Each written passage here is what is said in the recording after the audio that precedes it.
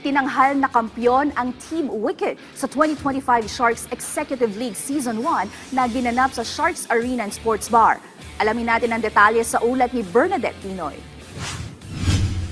Muling nagsama-sama sa Sharks Arena and Sports Bar ang mga working professionals at business owners para sa inaugural Sharks Executive League Finals. Sa 8 koponan na sumali sa torneo na mayagpag ang Team Wicked at Team Centro Knights para kunin ang spot sa final round. Dikit ang naging bakbakan ng 2 koponan pero sa huli, napasakamay ng Wicked ang panalo sa Match 5 doubles event na nagtapos sa score ng 9-8 para tanghaling kampyon sa first ever Sharks Executive League. Ayon kina Jefferson de la Cruz at James Laristan ng Team Wicked, hindi naging madali ang pagkapanalo nila lalo't matindi rin ang ipinamalas na husay ng kampo ng Centro Knights.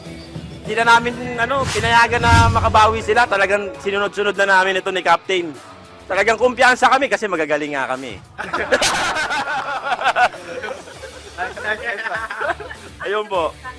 Tsaka hindi namin laban to, laban ng pamilya namin to. Magaling rin sila sa laro naman, talagang swertiya lang din kung sino ayunan ng bola eh. Swerte lang din naman kami, tsaka nabibigyan ng pagkakataon pa. Samantala, para kay Knights Team Captain Jeff Limpin, nabigo man sila ngayong edisyon, hindi naman matatawaran ng oportunidad na ibinigay ng Sharks Billiards Association sa mga gaya nilang amateur players. We could say na it's very successful and this is the first of many.